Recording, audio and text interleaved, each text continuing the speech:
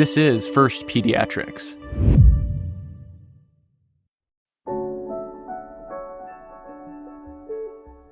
Hi there, my name's Chris. And my name is Keon. And welcome back to First Pediatrics. Keon, could you tell us a little bit about yourself? Yep. So I'm a second-year pediatrics resident, and I'm interested in Hemonc. I love how fulfilling it is and how resilient children can be. And I also really enjoy that you will get to know your patients very well and follow them longitudinally. But you'll still get to practice some inpatient medicine that I would miss if I strictly did outpatient peds.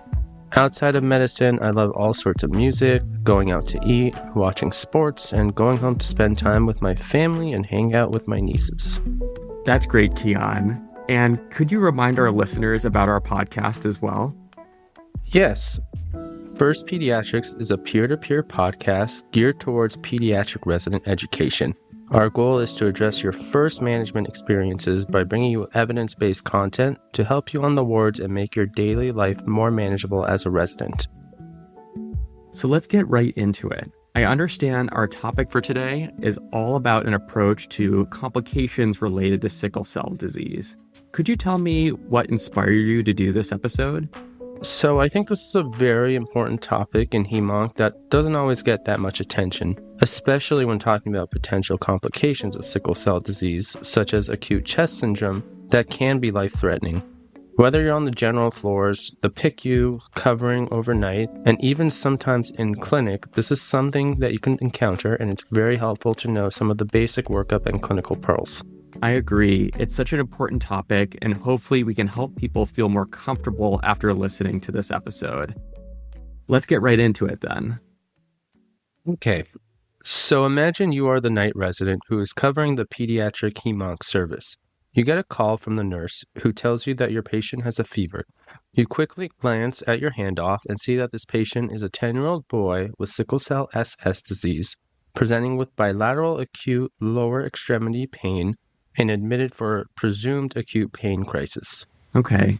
Before we get further into the case, can you remind our audience about sickle cell disease and what sickle cell SS entails? Sure. Normally, hemoglobin is made of 2 alpha and 2 beta chains, which we call hemoglobin A, for the normal adult wild-type structure.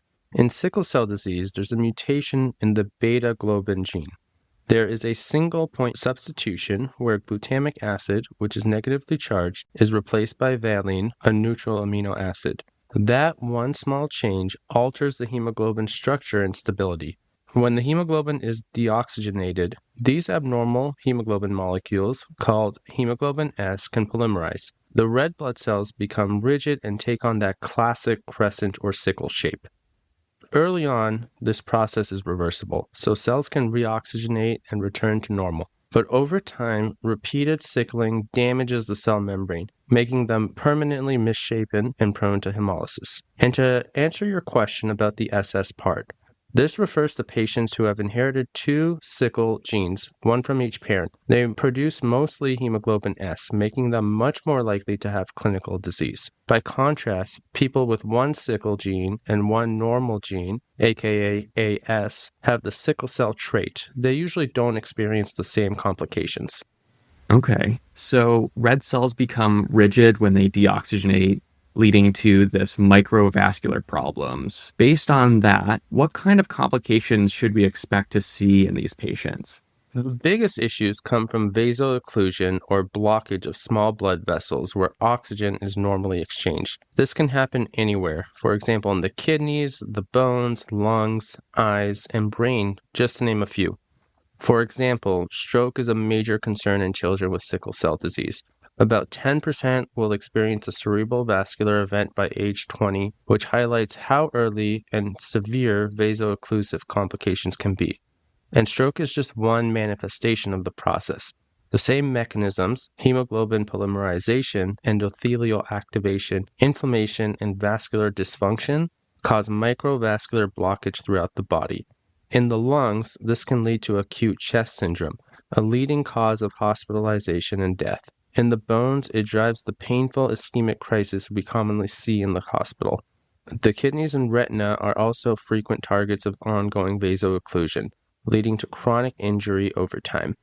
So to summarize, what begins as a single amino acid substitution in hemoglobin ultimately causes this widespread endothelial damage and microvascular dysfunction across multiple organ systems starting in childhood, right? Correct.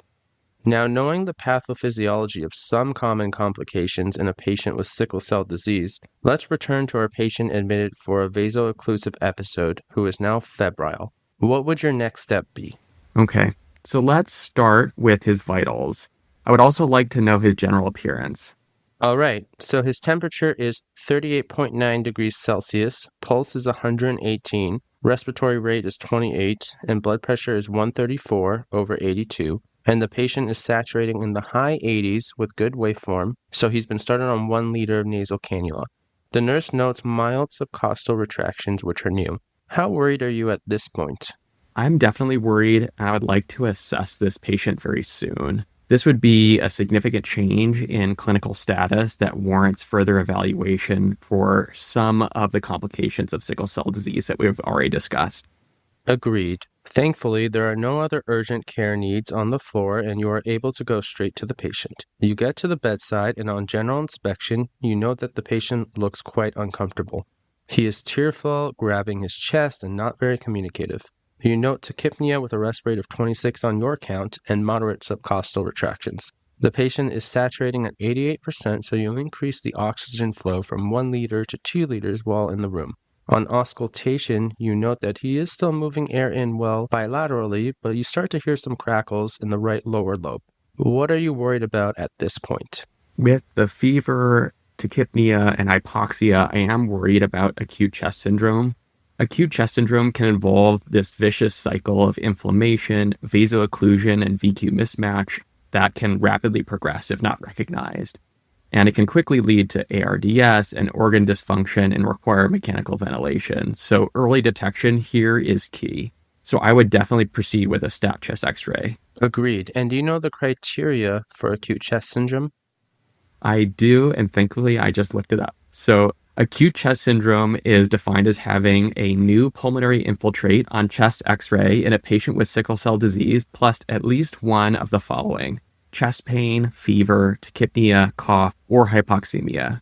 So breaking this down further, it means if you have a fever or a new respiratory symptom and this infiltrate on chest x-ray, that would be diagnostic for acute chest syndrome. Exactly. So the chest x-ray results, and you note that there is a new infiltrate in the right lower lobe where we heard crackles previously. As we discussed, you can now make the diagnosis of acute chest syndrome. What is the etiology of acute chest syndrome? Good question. Acute chest syndrome in the setting of sickle cell can be an infectious process or a vascular phenomenon due to sickling, leading to vaso-occlusion, hypoxia, and then further sickling. Yes, and it's not possible to distinguish between these etiologies on chest x-ray alone. So it's important to have a management plan that covers both of these etiologies. We need to have pulmonary embolism in the back of our minds if the patient is not responding to our interventions as well. Okay, so let's expand our workup now. What do you want to do next? So I definitely want to get some labs that would help us determine hemoglobin concentration and the degree of red blood cell production in the bone marrow and signs of end organ dysfunction if that's happening.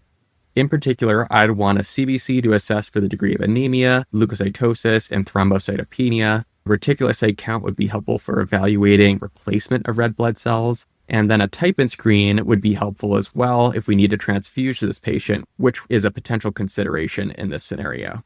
I would also get a CMP to check for end organ dysfunction, particularly with the creatinine and LFTs. The CMP would also give us a bilirubin, which we would expect to be elevated in the setting of increased cell turnover and hemolysis in sickle cell. We should always obtain a peripheral blood culture in children with sickle cell that have a fever, since they are at increased risk for severe and invasive infections due to their functional asplenia. Lastly, I want to mention that at our institution, a respiratory pathogen panel is often obtained in these scenarios as well. This is a test that is helpful to evaluate for mycoplasma and chlamydial pneumonia, which are common causes of acute chest syndrome and can therefore also help us identify an etiology for this episode.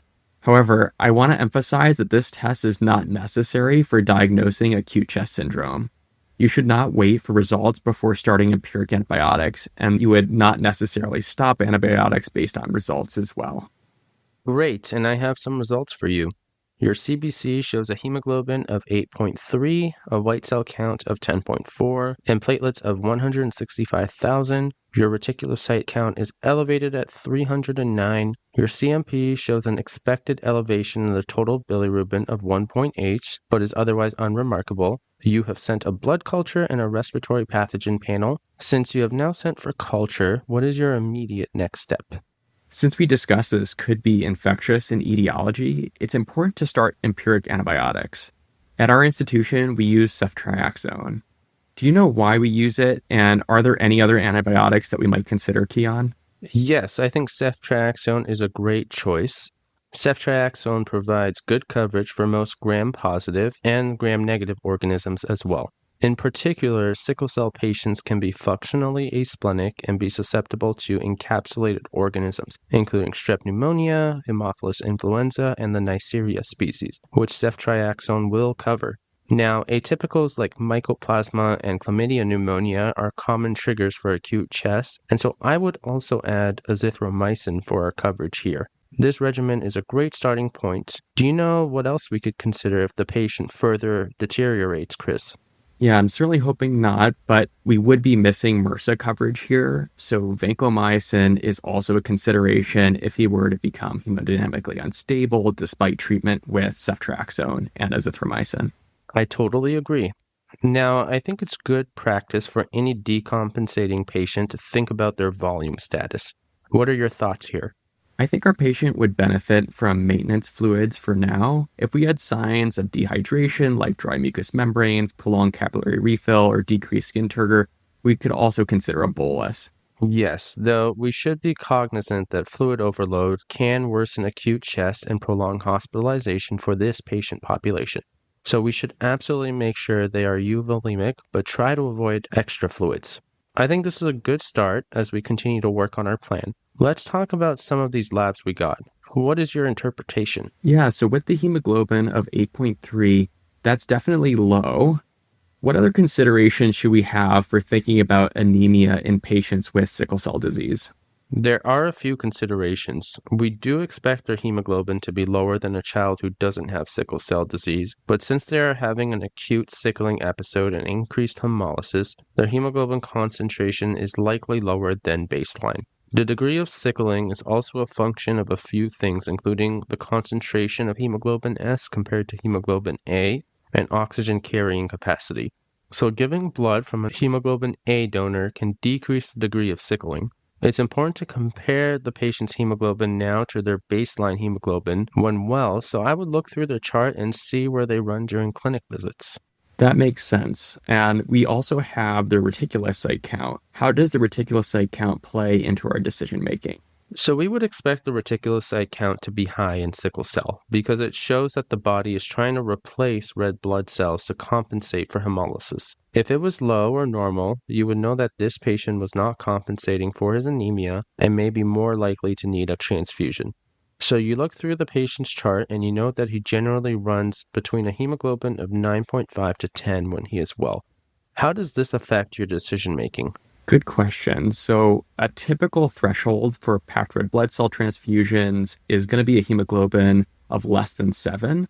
But in sickle cell, we're now considering increased oxygen needs and changes in hemoglobin compared to their baseline as a potential treatment as well. So with our hemoglobin of 8.3 today, high risk of sickling and new oxygen requirement, I would give this patient a red blood cell transfusion. Agreed. And as we reviewed in our new cancer diagnosis episode, when it comes to dosing, we typically give 10 to 15 mLs per kilo aliquots in children. However, we also want to be aware that as a pediatric patient approaches an adult size, the 10 to 15 ml per kilo volume of blood products approaches a typical unit of blood, which is 250 to 350 mLs.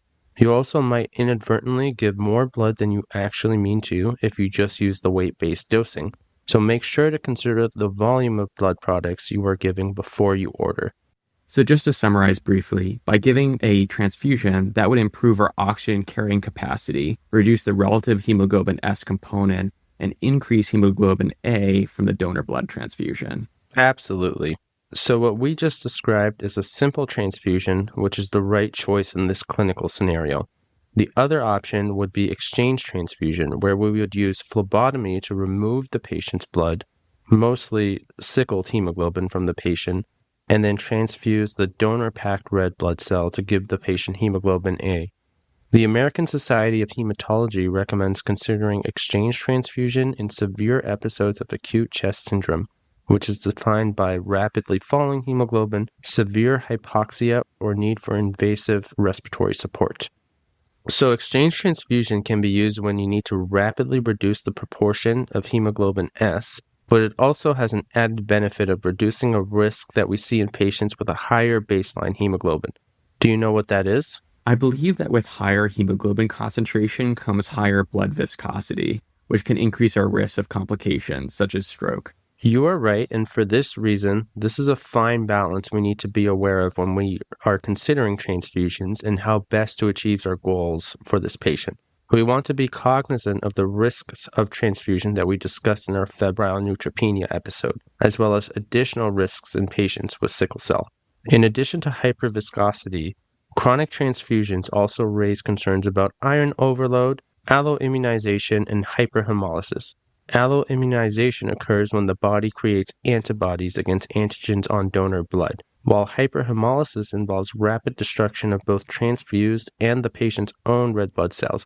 So it's always important to weigh the risks and potential benefits prior to giving transfusions.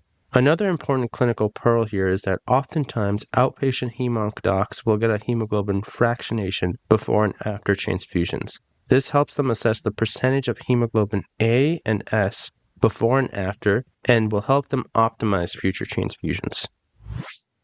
So just to recap so far, we have a 10-year-old boy with sickle cell disease admitted for a vaso-occlusive episode, and you were called to the bedside for fever and increased workup breathing. Our workup so far is significant for a new infiltrate on chest x-ray, which would be diagnostic of acute chest syndrome in the setting of fever and increased workup breathing, as well as anemia with a hemoglobin of 8.3, which is below his baseline. Our interventions thus far have been broad-spectrum antibiotics with ceftriaxone and azithromycin, maintenance fluids, and a packed red blood cell transfusion. Great summary for the patient. What is the next problem you would likely want to be addressing here? I definitely want to help get the patient's pain under control. And just to note, while we address his concerns for acute chest first, we likely would have been also addressing his pain simultaneously. What is our current pain plan and how is the patient doing from that perspective? Yes, so you look through the orders and you see that there is a scheduled Tylenol and an as-needed morphine. The patient looks uncomfortable on your exam, and he says his pain is an 8 out of 10. I definitely don't want to undertreat his pain here. I understand that the pain experienced by those with sickle cell can be severe, and opioids are commonly used both inside and outside of the hospital to manage this type of pain. Given his 8 out of 10 pain, I would give him a bolus of IV morphine, reassess shortly after to see if that captured his pain, and if not, consider redosing. Once his pain is captured, I would then schedule morphine to make sure he does not fall behind. I agree, and when it comes to dosing the morphine, I would keep in mind that this patient is unlikely to be opioid naive and may need higher starting doses. I would look through the chart and see what dosages he has gotten in the past. This is also a good opportunity to talk to the family and see what pain plans have worked for the patient in the past. If he continues to have severe pain during the night, I would consider a PCA. I agree. And just for our listeners, can you help remind us what a PCA stands for and how it works? Great question. So PCA stands for patient-controlled analgesia. In this scenario, it would be considered an escalation of pain management. There are 3 major components to a PCA. A basal rate, which would be an opioid administered continuously, a bolus dose, which is administered when the patient pushes a button, and a lockout interval, which is the time between when boluses can be administered or number of boluses that could be administered within a set interval of time. We can monitor how often the patient is needing a bolus and how often they're pushing the button. For example, if a patient got 10 boluses during a night shift, but 30 attempts during lockout intervals that were not given, It may be a sign that the patient is still not adequately well controlled and we need to make a change. This can help us improve pain control, improve patient satisfaction, and give the provider more data to titrate pain management accordingly. That makes sense. It's also important to monitor for side effects of opioids. What are some common side effects, and what might we order for the patient at this time as well? So the most significant concern would be respiratory depression. So I would make sure to order continuous pulse ox and have a PRN Narcan ordered as well. Other side effects can include constipation, nausea, and itching. With that in mind, what are some things we can consider for our patient? We should probably order some anti-nausea medicines, and the day team might want to consider ordering a daily bowel regimen such as Miralax to avoid opioid-induced constipation. Agreed. So with the initiation of scheduled morphine, his pain is improved. He is getting scheduled ceftriaxone and azithromycin. He is getting a 10 cc per kilo packed red blood cell transfusion and maintenance IV fluids. We also have an as-needed ondansetron, Narcan, and daily Miralax. So now that we have made several interventions, I think it's important to reassess his respiratory status, given that we previously had hypoxia and increased work of breathing as well. Yes, so around an hour has passed now, and you go and reassess the patient. You know that the patient is much more comfortable. His oxygen saturations are 97% on 2 liters of nasal cannula, and his respiratory rate is 18, and he's having mild subcostal retractions when they were previously moderate. What is another intervention you can do to help your patient? Now that he's more stable, I would start doing incentive spirometry to encourage him to take larger breaths. This helps open up his airways more, which we can do up to every 2 hours on the general floors at our institution. Interestingly, there's also evidence to suggest that incentive spirometry can prevent acute chest syndrome in patients with vaso-occlusive crises. That's great to know. Now, I have a question for you, Chris. Do you think we could wean his oxygen or take him off the nasal cannula since he's above 90 consistently now? That's a good leading question. Management of patients with sickle cell disease is going to be different from typical, and our goal is to keep oxygen saturations above 95% because hypoxemia increases the risk of sickling and organ damage and further complications of sickle cell disease. Exactly. Now, if the patient continued to be hypoxic and have increased work of breathing despite our initial interventions, what would you consider? At that point, the patient may end up needing positive pressure such as CPAP, NIPPV, or mechanical ventilation, and that would require an ICU level of care at most institutions, including our own. Yes, that's right. And throughout the night, you continue to reevaluate his respiratory status, and his exam is stable from a work of breathing standpoint. Chris, you did a great job managing this patient, reevaluating his respiratory status and controlling his pain. Now let's consider a slightly different scenario. It's 6 a.m. and you are almost ready for sign-out. The patient has been stable all night, but now you get a call from the nurse who is telling you that he has developed a new headache. Is this something to be worried about? Well, headaches normally are benign. A new headache during a vaso-occlusive episode definitely is more concerning, with a concern of stroke being one of the feared complications. So I would be sure to go and see him again and obtain a neurologic exam. Yes, great idea there. So you perform a neurological exam and you note slightly slurred speech and 4 out of 5 strength on the left upper extremity compared to 5 out of 5 on the right. Do you think that this is something that can wait for day team? No, an urgent workup would be warranted, and we do not want to wait here. This is a code stroke scenario, which would include stat imaging, neuroconsults, and having the ICU come to assess. I would also page the on-call hematologist right away for further recommendations. In terms of imaging, ideally an MRI brain with and without contrast, and MRV if those are readily available. This imaging would be able to detect ischemic or hemorrhagic stroke. I do want to note that hemorrhagic stroke is relatively rare in sickle cell, but if we are concerned about a hemorrhage, a non-contrast CT would be a way to rule it out. The MRV would help us rule out cerebral venous sinus thrombosis, which would be a consideration as well. Exactly. So in this scenario, we get the MRI and MRV, and we do see an infarct consistent with stroke. You obtain repeat stat labs and begin exchange transfusion, which is the first-line treatment for stroke and sickle cell disease. The patient is transferred to the ICU where his neurologic status is monitored closely. He receives multiple exchange transfusions and supportive care with respiratory support and hydration. Over the course of 10 days, he is considered stable for discharge with frequent outpatient hemonc appointments and physical therapy, but unfortunately, he does have some deficits that persist. I do think it's important to counsel families effectively on discharge to ensure that they are safe for home. Some considerations here would be to have safe opioid weaning plans, which you can work with your pharmacist to create, and also emphasize adherence to home medications. Definitely. Oftentimes, these patients will be on amoxicillin for prophylaxis in the setting of asplenia, and they'll be on hydroxyurea to stimulate hemoglobin F production, leading to a relative decrease in hemoglobin S percentage and thereby reducing sickling. I will say this though. In our patient who has had a stroke, chronic transfusions with a goal of hemoglobin S less than 30% is considered more effective than hydroxyurea.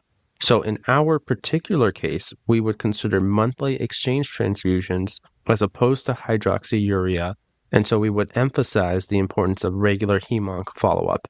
Patients with sickle cell require regular screening for complications as well, which can include baseline labs, a yearly transcranial Doppler, eye exams, and urine protein evaluation for nephropathy. I'm glad that we were able to stabilize the patient and get them home, but I think with the long-term deficits, this is a harrowing reminder of the potential severity of sickle cell disease.